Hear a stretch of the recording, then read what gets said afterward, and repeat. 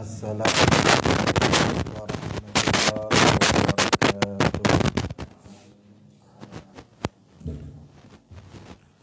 Alhamdulillahi rabbil alamin.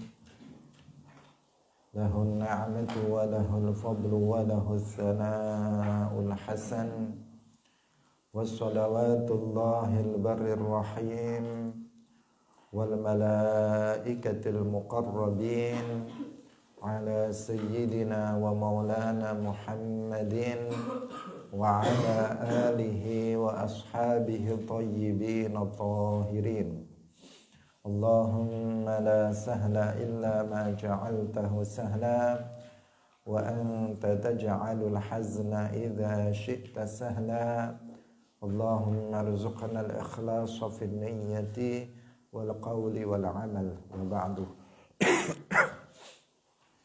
Ila nabiyil mustafa sallallahu alaihi wasallam wa ikhwanihi minal anbiya'i wal mursalin wa syuhada'i was salihin, khususan ila sultanil awliya Syekh Abdul Qadir al-Jilani wa Syekh Ahmad al-Rifa'i wa Syekh Baha'iddin al-Naqsyabandi wa Syekh Abdullah al-Harari wa ila arwahi muassisi jam'iyyati Nahdlatul Ulama Syekh Muhammad Hashim Ash'ari wa Syekh Bisri Sansuri wa Syekh Abdul Wahab Hasbuh wa ila arwahi jami'i ahlil qubur minal muslimin wal muslimat.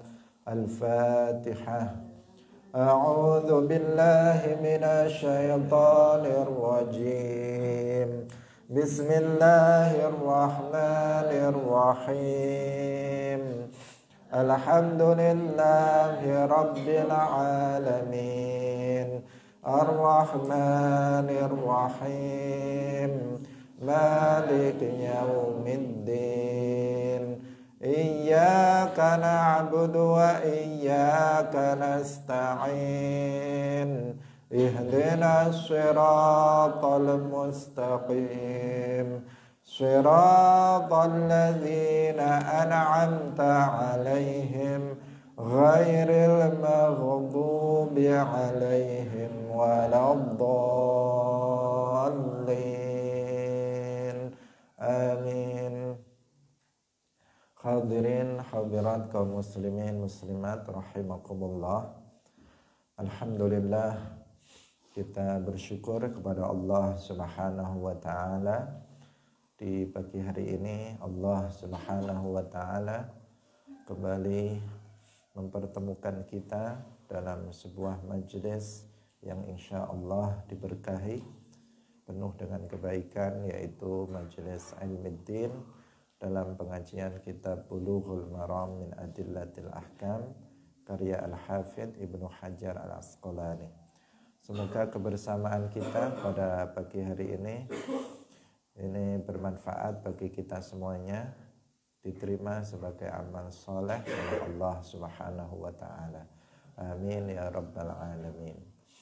Salawat dan salam semoga tetap terlimpahkan kepada makhluk yang termulia secara mutlak, Imamul Anbiya wal Mursalin, Khatamul Anbiya wal Mursalin, Sayyidina Muhammad sallallahu alaihi wasallam, para sahabatnya, keluarganya, serta seluruh umat Islam yang mengikuti beliau ila yaumil qiyamah. Hadirin rahimakumullah.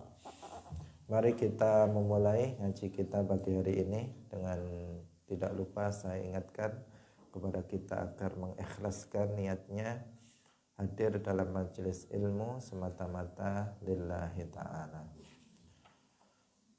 Kita masih dalam pembahasan Kitabul Janaiz. Wa an Ma'qil ibn Yasar. Qala al-mu'allif rahimahullahu ta'ala, wa an Ma'qil ibn Yasarin, wa an Ma'qil ibn Yasarin radhiyallahu anhu anna nabiyya, saat temani kanjeng Nabi sallallahu alaihi wasallam iku qala, dawuh sapa kanjeng Nabi, iqra'u maca sapa sira kabeh ala mautakum ing atase pira-pira wong mati sira kabeh Yasin ing surat Yasin. Rawahu Abu Dawud wan Nasa'i wa sahahahu Ibnu Hibban. Diriwayatkan dari Ma'qil ibni Yasar bahwa Rasulullah Shallallahu Alaihi Wasallam bersabda, bacakanlah pada orang-orang mati kalian surat Yasin. Yasin artinya surat Yasin, bukan sekedar dibaca Yasin gitu aja, tetapi seluruh surat Yasin. Bacalah Yasin atas orang mati kalian.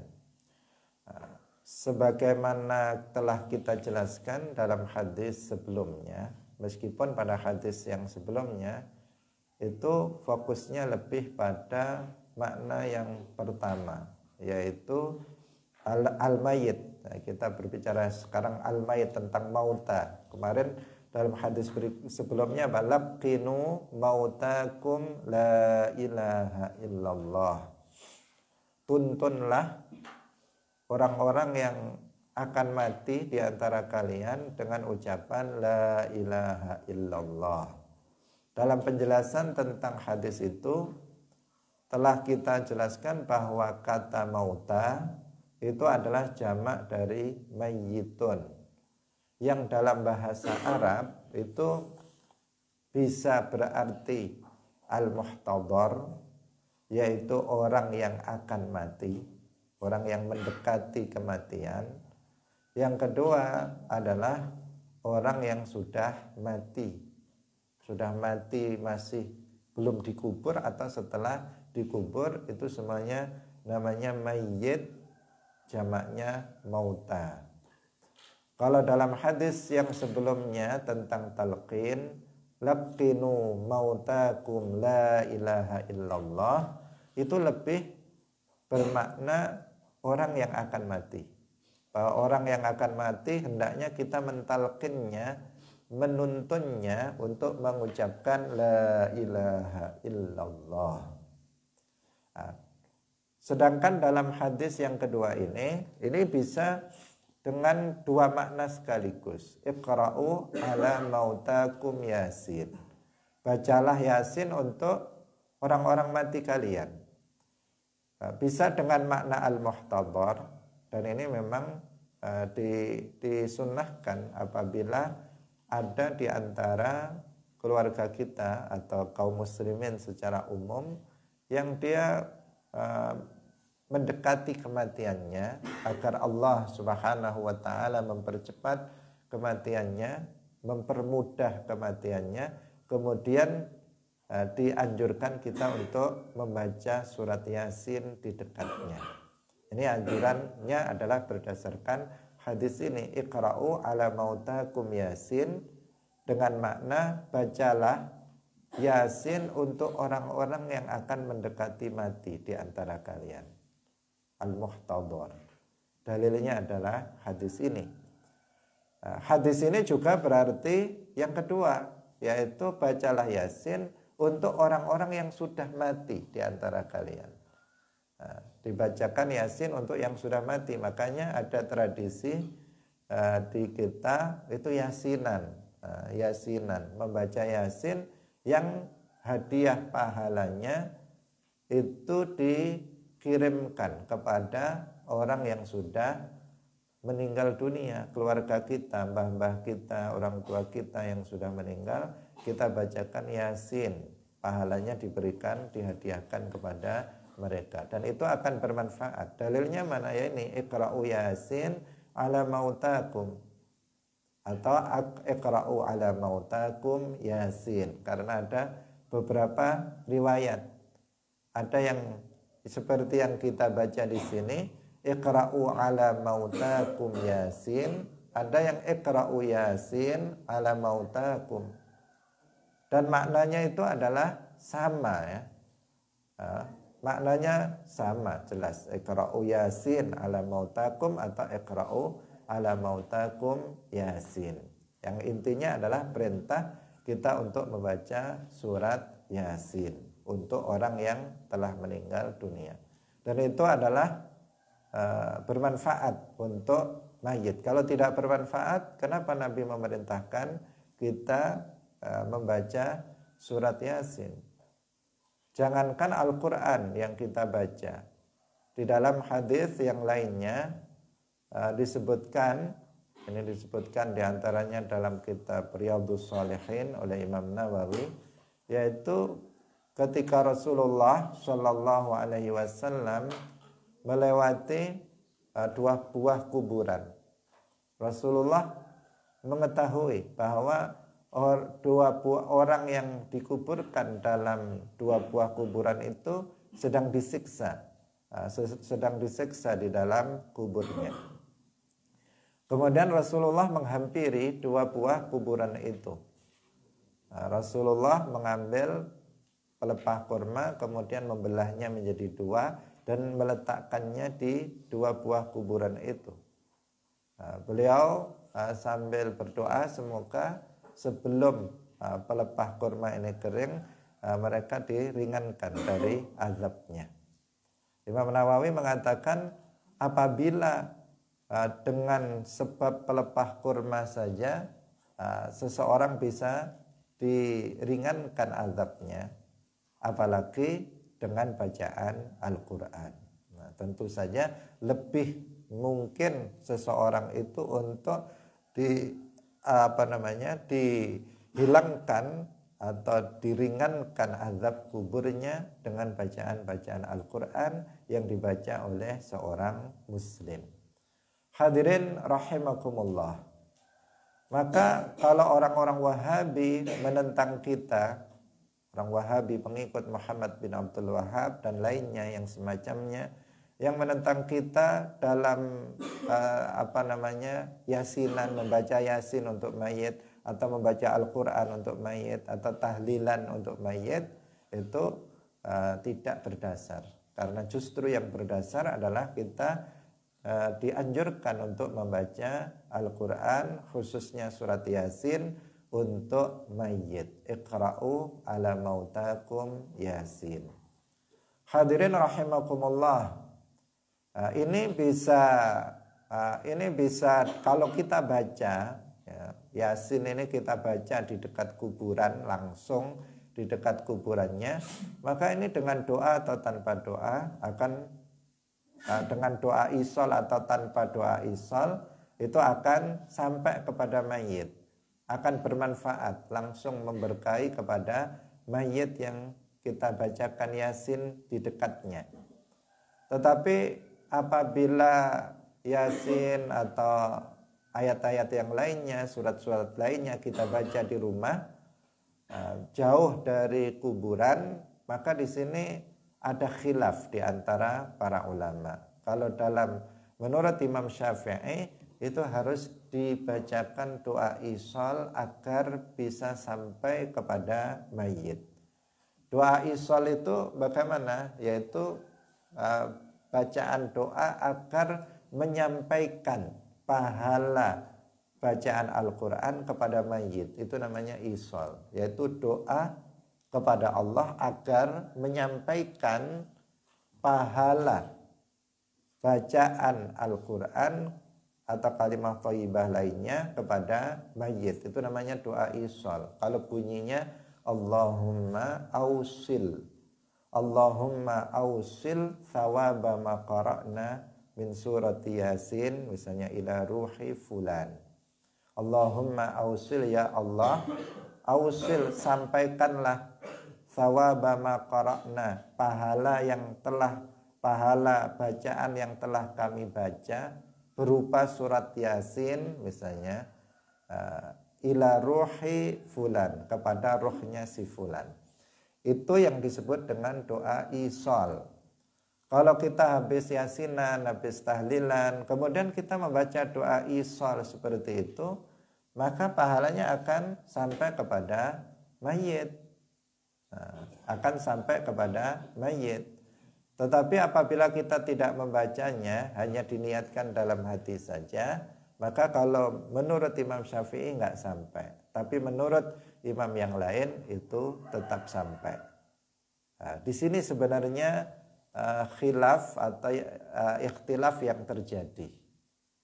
Karena orang Wahabi sering memelintir pendapat Imam Syafi'i. Mereka mengatakan Imam Syafi'i aja bilang tidak nyampe. Bahwa pahala tahlilan bacaan Al-Quran kepada mayit itu nggak nyampe, kata mereka menurut Imam Syafi'i. Mereka memotong perkataan Imam Syafi'i.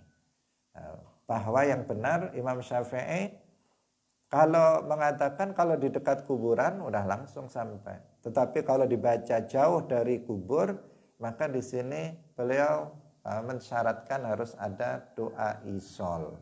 Harus ada doa isol, yaitu doa agar Allah menyampaikan pahala bacaan Al-Quran kepada mayit, Allahumma ausil. Sedangkan jika tidak, baru di sini yang menurut beliau itu tidak sampai. Orang Wahabi suka motong-motong perkataan dari para ulama. Perkataan yang di situ ada tafsil, ada rinciannya, diambil satu, dibuang yang lain. Itu kebiasaan mereka dalam rangka untuk mendukung pendapat-pendapat mereka. Padahal yang paling tahu tentang pendapat imamnya itu adalah ya para muridnya.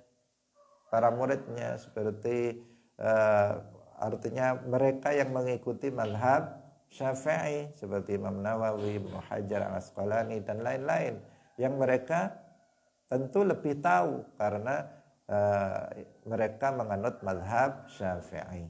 Sedangkan orang Wahabi mereka nggak menganut mazhab Syafi'i. Kenapa mereka menggurui sok tahu, seakan-akan mereka lebih tahu daripada Imam Nawawi atau para imam Syafi'iyah yang lainnya.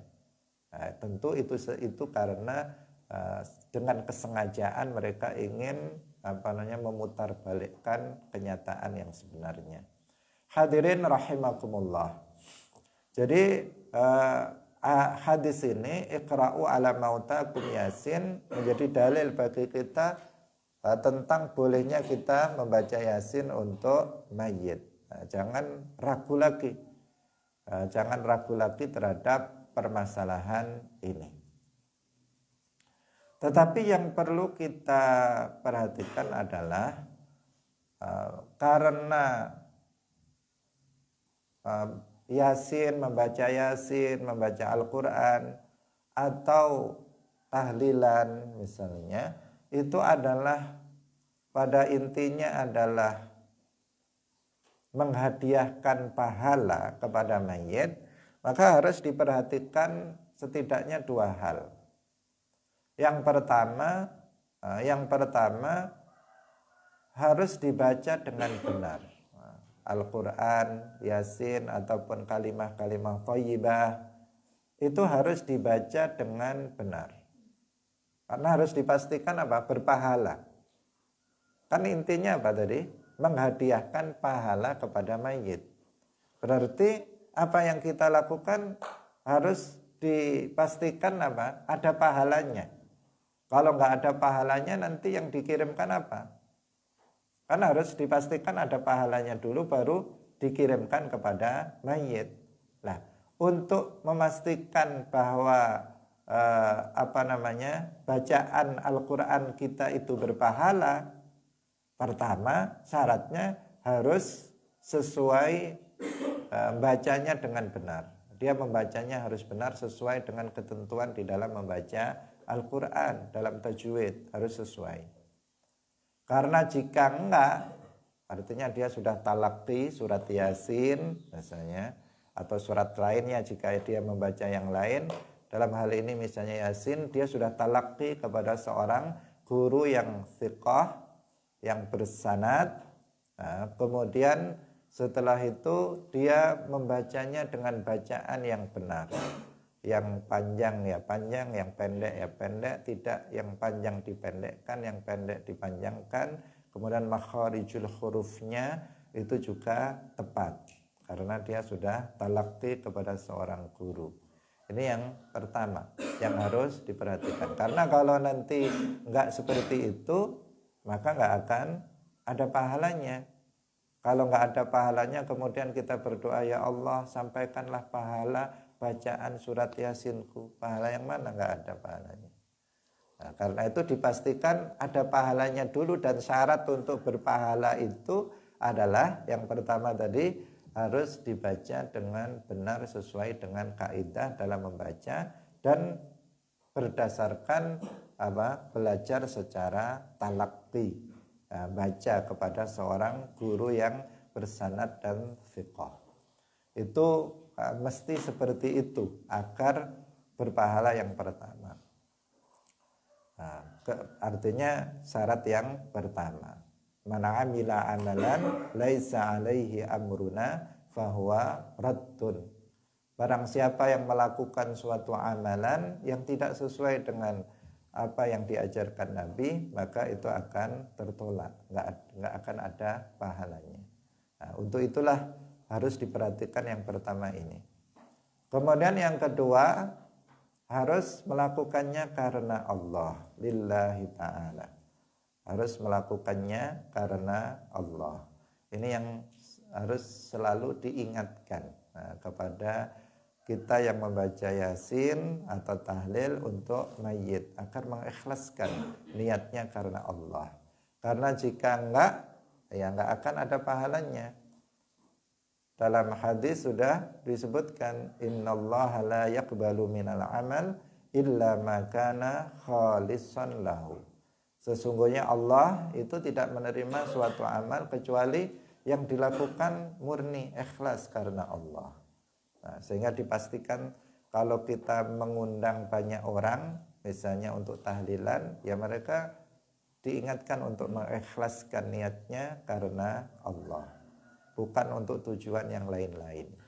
Karena itu penting apabila yang membaca itu adalah keluarganya sendiri, anaknya sendiri, cucunya sendiri. Itu penting, Kak, karena merekalah yang diharapkan lebih bisa menjaga keikhlasan di dalam membacanya dibandingkan yang lain. Meskipun yang lain juga tentu saja bisa, tetapi perlu untuk diingatkan, perlu untuk diingatkan selalu. Kita juga demikian, selalu diingatkan untuk mengikhlaskan niat karena Allah di dalam membaca Al-Quran, Yasin ataupun tahlil agar berpahala.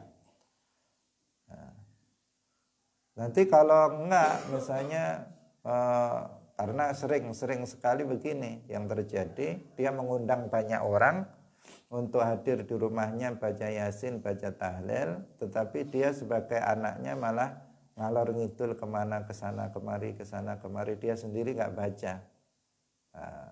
Padahal yang diharapkan keikhlasannya sangat dekat dengan keikhlasan itu kan justru anaknya sendiri, bukan orang lain. Nah, meskipun orang lain juga tidak menutup kemungkinan mereka bisa mengikhlaskan niatnya karena Allah di dalam membaca Yasin dan seterusnya. Nah, ini mesti diperhatikan. Jadi mayit bisa mendapatkan manfaat dari dari orang yang hidup. Orang yang hidup bisa memberikan manfaat kepada mayit. Mayit juga terkadang bisa memberikan manfaat kepada orang yang hidup. Orang yang hidup bisa memberikan manfaat kepada mayit. Mayit terkadang juga bisa memberikan manfaat kepada orang yang hidup. Bukan menciptakan manfaat. Karena kalau yang menciptakan manfaat itu siapa? Allah. Artinya yang menjadi penyebab seseorang mendapatkan manfaat itu bisa. Orang hidup bisa menjadi penyebab orang mati mendapatkan manfaat. Orang mati bisa menjadi penyebab orang hidup bisa mendapatkan manfaat juga. Idza mata ibnu Adam, dalam hadis yang lain disebutkan, idza mata ibnu Adam inqata'a amaluhu illa min thalathin, shadaqatin jariyah aw ilmin yuntafa'u bihi aw waladin shalihin yad'u lah. Apabila manusia itu mati maka terputus amalnya. Artinya dia nggak bisa beramal lagi. Dia nggak bisa, kalau orang mati dia sudah nggak bisa cari pahala sendiri, itu maksudnya. Kalau orang mati terputus amalnya artinya dia sudah nggak bisa cari pahala sendiri. Dia nggak bisa sholat sendiri, dia nggak bisa puasa sendiri, dia nggak bisa baca Quran sendiri, dia nggak bisa sedekah sendiri. Bisa apa enggak orang mati? Enggak bisa. Bergerak aja enggak bisa. Gimana mau baca Quran? Gimana dia mau cari pahala? Dia enggak bisa cari sendiri.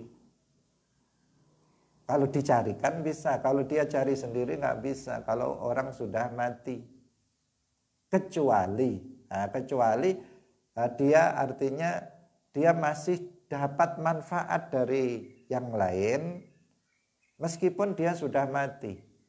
Dia nggak beramal, tetapi seolah-olah dia masih beramal, karena pahalanya tetap mengalir. Nah, kalau dia kan udah nggak bisa baca Quran lagi, berarti pahala bacaan Al-Quran sudah nggak bisa.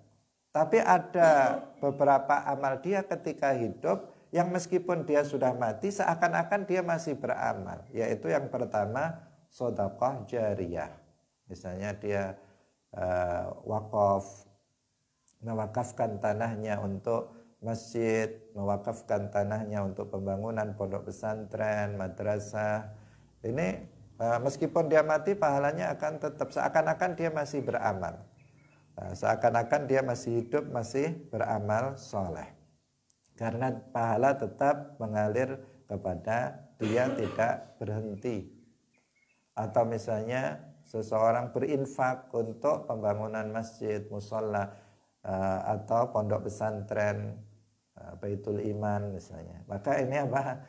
Ini insya Allah pahalanya meskipun dia mati, dia pahalanya akan tetap mengalir deras kepada dia. Atau yang kedua, ilmin yuntafa'u bihi, ilmu yang bermanfaat, yang kemarin sudah kita sampaikan. Ilmu yang diajarkan kepada orang lain. Kita belajar ilmu agama, ilmu fardu ain. Setelah ini kita ajarkan kepada orang lain.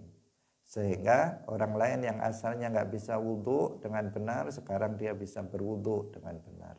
Yang asalnya dia nggak bisa sholat, sekarang dia bisa sholat dengan benar. Yang asalnya dia nggak bisa puasa, sekarang bisa puasa dengan benar. Kemudian mereka mengamalkan apa yang kita ajarkan.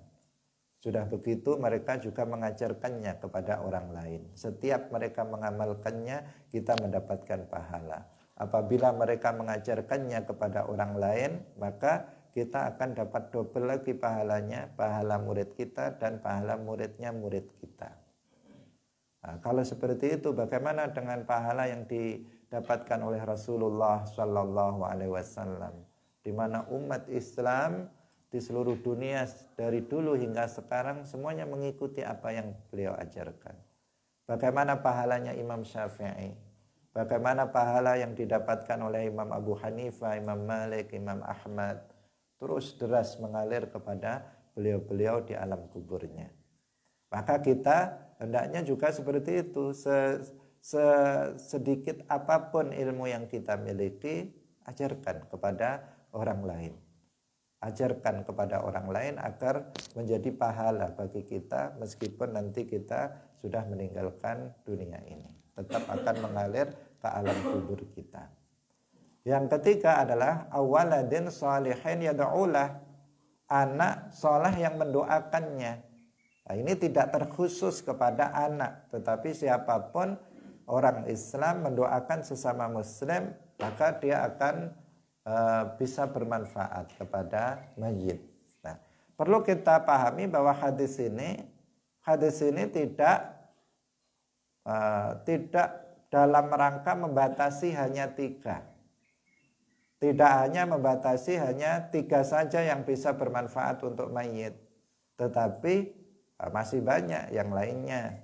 Karena Rasulullah tidak dalam rangka membatasi, di sini bukan hanya 3, tetapi bisa 4, 5, 6, 7 dan sebagainya, yang itu masih bisa bermanfaat untuk mayit. Contohnya lagi apa? Sholat jenazah. Sholatul jenazah bermanfaat apa enggak untuk mayit? Ya tentu saja akan bermanfaat untuk mayit. Jika enggak, kenapa disyariatkan? Kan di dalamnya adalah berisi tentang apa?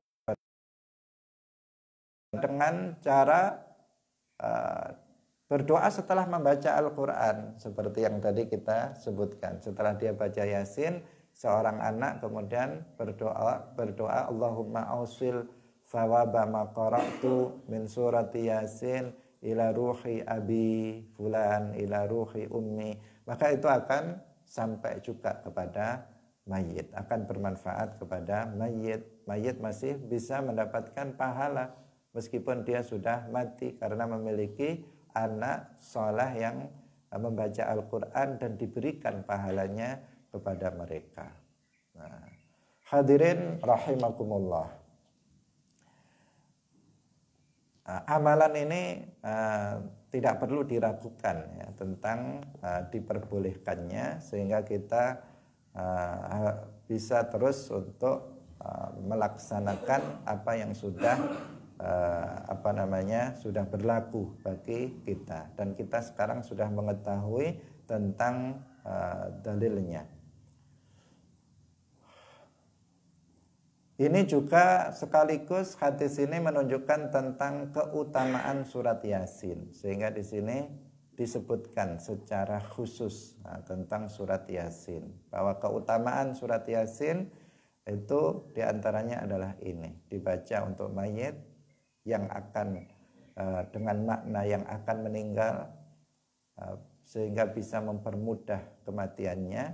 Yang kedua adalah dibaca untuk mayit yang dengan makna yang sudah meninggal dunia dan sudah dikuburkan. Kita lanjutkan pada hadis berikutnya.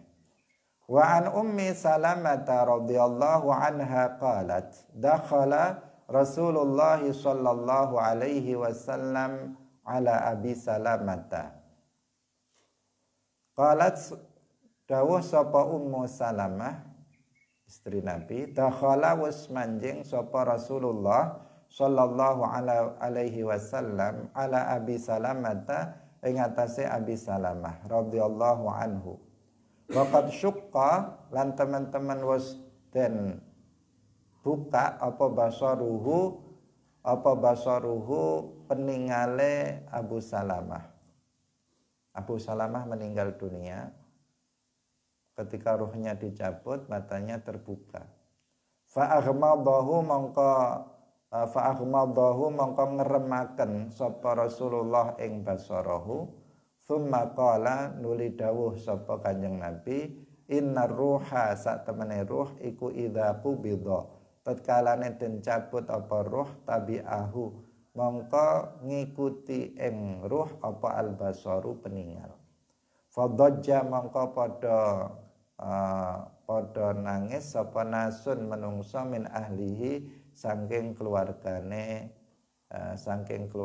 wong, artinya keluargane mayit. Faqala mongko dawuh sapa Kanjeng Nabi, la tad'u aja ndonga sapa sira kabeh ala anfusikum ing atase awak dhewe sira kabeh illa bi khairin, kejaba kelawan kebagusan. Fa innal malaikata mongko sak temene malaikat iku tu aminu ngamini sapa malaikat alama ing atase barang taquluna kang ngucap sapa sira kabeh. Tsumma qala nuli dawuh sapa Kanjeng Nabi, Allahumma ghfir li Abi Salamata warfa' darajatahu fil mahdiyina wafsah lahu fi qabrihi wa nawwir lahu fihi wa khlufhu fi aqibihi, rawahu Muslim. Hadirin rahimakumullah, Rasulullah sallallahu alaihi wasallam bersabda, atau sebelumnya disampaikan oleh Ummu Salamah, bahwa ketika Abu Salamah itu wafat, salah satu dari sahabat Rasulullah sallallahu alaihi wasallam itu wafat, beliau datang, Rasulullah datang kepada mayitnya Abu Salamah yang baru saja meninggal dunia, dan mayit Abu Salamah itu dalam kondisi matanya terbuka, matanya itu terbuka. Ketika sudah nyawanya dicabut, itu matanya terbuka. Dan itu bukan sesuatu yang menunjukkan buruk, enggak. Karena memang seperti itu. Orang kalau mati, Rasulullah mengatakan Rasulullah kemudian memejamkan matanya. Jadi matanya terbuka kemudian dipejamkan seperti ini. Kemudian beliau bersabda, sesungguhnya ruh itu apabila dicabut, maka matanya akan mengikuti ruh itu. Seperti yang kemarin kita sampaikan. Jadi nyawa dicabut dari arah kaki, naik.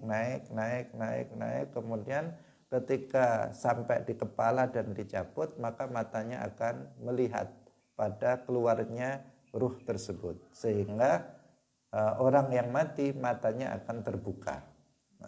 Karena dia mengikuti jalannya ruh dari jasadnya, keluarnya dari jasadnya. Itu sabda Rasulullah Shallallahu Alaihi Wasallam. Maka ini yang pertama menunjukkan kalau kita pertama kali mendapati orang yang meninggal dunia, tugas kita yang pertama adalah memejamkan matanya. Seperti yang dilakukan oleh Rasulullah Shallallahu Alaihi Wasallam. Kalau kita bertepatan menunggu orang yang mau meninggal sampai meninggal dunia dan kita melihat kemudian matanya itu terbuka, maka yang pertama kali kita lakukan adalah menutup matanya.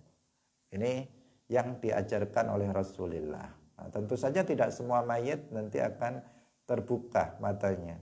Karena ada orang yang mungkin sudah koma berhari-hari atau sampai meninggal dunia dan seterusnya. Artinya apabila ada mayit yang kondisinya seperti itu, ketika dia mati membuka matanya, maka tugas kita adalah menutupnya. Ini yang pertama. Kemudian fadajjana sun min ahlihi, kalau sudah dinyatakan meninggal dunia, maka keluarganya tentu bertangisan. Ada yang entah istrinya, anak-anaknya, dia akan pada menangis. Faqala, kemudian Nabi bersabda, la tad'u ala anfusikum illa bi khair. Janganlah kalian berdoa untuk diri kalian kecuali kebaikan. Artinya kalau berdoa, berdoalah untuk kebaikan. Jangan berdoa untuk keburukan. Berdoalah yang baik untuk kita. Jangan berdoa yang buruk untuk kita. Maksudnya seperti itu. Kemudian artinya apa di sini? Apa hubungannya? Hubungannya kalau kita ada seseorang yang baru saja meninggal, maka hendaknya atau kita disunnahkan untuk berdoa untuk mayit. Di saat dia mati kita dianjurkan untuk berdoa yang baik untuk mayit. Doa kita itu doa yang baik untuk si mayit, misalnya meminta agar Allah mengampuninya, Allahumma ghfir lahu, meminta agar Allah merahmatinya, Allahumma arhamhu misalnya. Itu anjurannya. Mendoakan si mayit dengan kebaikan-kebaikan, dengan rahmat, dengan maghfirah. Tapi ini tentu saja mayit yang dipastikan dia adalah seorang muslim. Matinya dia mati sebagai seorang muslim mukmin. Karena jika mayit itu kafir, maka nggak boleh kita mendoakan dengan maghfirah, dengan ampunan ataupun dengan doa rahmah.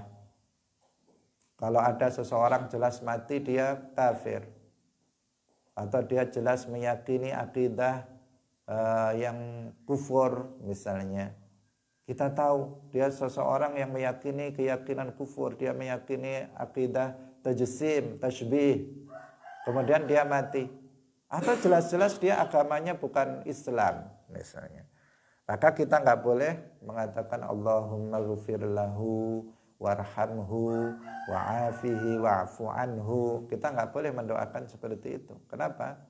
Ya karena itu akan menentang Al-Quran. Al-Quran sudah menyatakan bahwa Allah tidak akan mengampuni dosa kufur atau dosa syirik bagi orang yang mati dalam keadaan kufur ataupun syirik. Innallaha la yaghfiru ayyushraka bihi. wa yaghfiru ma duna dzalika liman yasha. Innal ladzina kafaru wa saddu an sabilillahi tsumma matu wa hum kuffarun fala yaghfirallahu lahum. Allah tidak akan mengampuni dosa kufur syirik, dosa kufur yang bukan syirik. Allah tidak akan mengampuni bagi orang yang mati dalam keadaan itu. Nah, maka kita tidak mendoakan ampunan dan rahmah untuk orang yang mati kafir, tetapi untuk orang yang mati muslim sebagai seorang mukmin berakidah dengan akidah yang benar, maka kita doakan dengan doa-doa yang baik, diantaranya adalah doa rahmah dan doa maghfirah. Nah, kenapa kita harus berdoa yang baik? Fa innal malaikata tu'minu ala ma taqulun. Karena para malaikat itu akan mengamini, mengamini apa yang kita katakan. Artinya yang kita doa, yang kita panjatkan, yang kita sampaikan, itu akan diamini oleh para malaikat. Diamini itu apa artinya? Artinya para malaikat mengatakan amin. Kalau kita berdoa baik, malaikat akan bilang amin. Berdoa buruk untuk mayit pun malaikat akan mengatakan amin. Apa artinya amin? Artinya istajib lana du'aana. Istajib du'aana ya Allah. Istajib ad-du'a ya Allah. Kabulkanlah doa kami ya Allah. Itu artinya amin. Nah, kita kan kalau berdoa bersama, imam membaca doa, kita mengatakan amin, amin, amin. Apa artinya? Artinya ya Allah kabulkanlah doa kami. Ya Allah kabulkanlah doa kami. Itu makna amin. Tapi bacanya jangan salah. Jangan dibaca amin, amin. Nah, dibaca pendek mimnya atau dibaca salah satunya dibaca pendek, tetapi dibaca panjang. Amin, amin. Artinya istajib ad-du'a. Ya Allah kabulkanlah doa. Imam berdoa, kabulkanlah doa kami kepada Allah Subhanahu wa ta'ala. Ya Allah, artinya kepada Allah. Jadi para malaikat itu aulia Allah. Para malaikat itu adalah wali-walinya Allah semua. Mereka nggak pernah bermaksiat kepada Allah Subhanahu wa ta'ala. Apabila mereka itu berdoa agar doa kita dikabulkan, maka Allah akan mengabulkannya. Sangat dekat dengan terkabulnya doa tersebut. Karena itu kalau berdoa, berdoalah yang baik. Jangan berdoa yang buruk. Apalagi ini adalah untuk mayit. Berdoalah yang baik untuk mayit. Maka para malaikat akan mengamininya. Tsumma yaqul, kemudian Nabi berdoa untuk Abu Salamah secara khusus. Beliau mengatakan Allahumma ghfir li Abi Salamata warfa' darajatahu fil mahdiyyin wafsah lahu fi qabrihi wa nawwir lahu fihi wa khlufhu fi aqibih.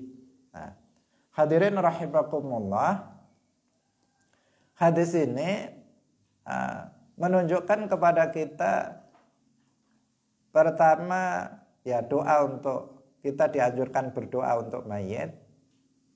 Dan doa yang diajarkan Nabi banyak sekali. Contoh-contohnya banyak sekali. Di antaranya adalah ini. Allahumma ghfir li Abi Salamata warfa' darajatahu fil mahdiyyin wafsah lahu fi qabrihi wa nawwir lahu fihi wa khlufhu fi aqibih. Ini juga bisa kita baca untuk mayit yang lain. Misalnya yang mati siapa? Maka kita bisa mengatakan Allahumma ghfir li fulan warfa' darajatahu fil mahdiyyin wafsah lahu fi qabrihi wa nawwir lahu fihi wa khluf fi aqibih. Itu juga bisa. Siapa yang mati kita tinggal ganti li Abi Salamah, kemudian li fulan. Nah, siapa namanya? Nah, atau bisa dengan yang biasa Allah maghfir lahu warhamhu wa'afi wa'fu anhu. Itu juga diajarkan oleh Rasulullah untuk dibacakan untuk mayit.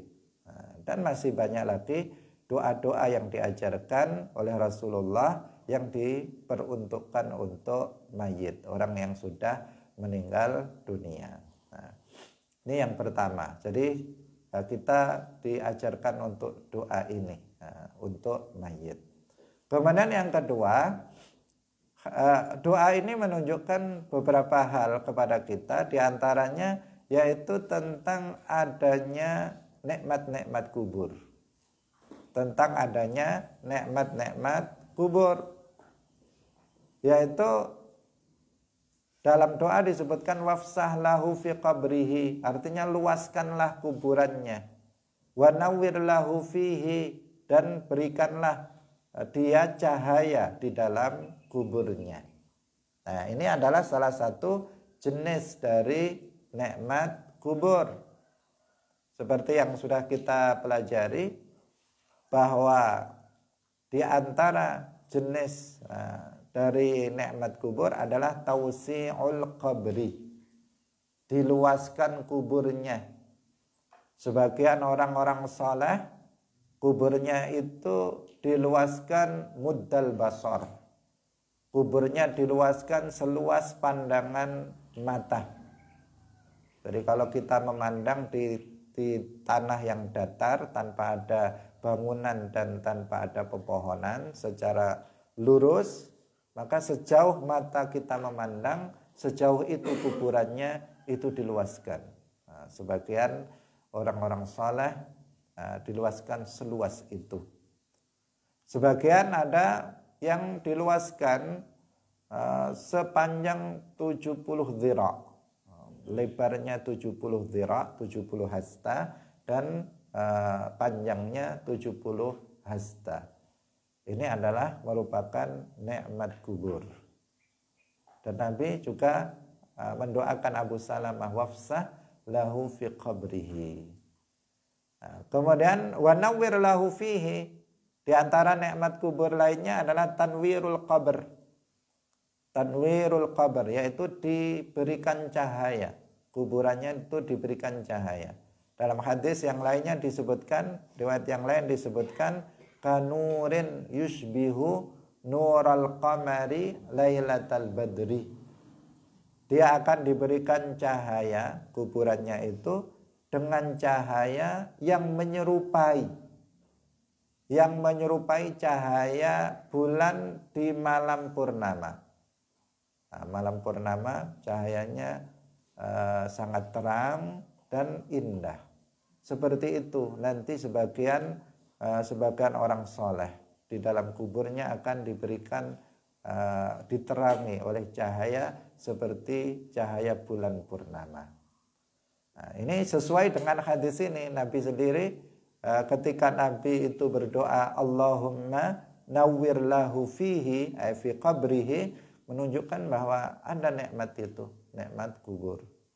Kita umat Islam Ahlus Sunnah wal Jamaah meyakini adanya azabul qabr dan juga meyakini adanya naimul qabr.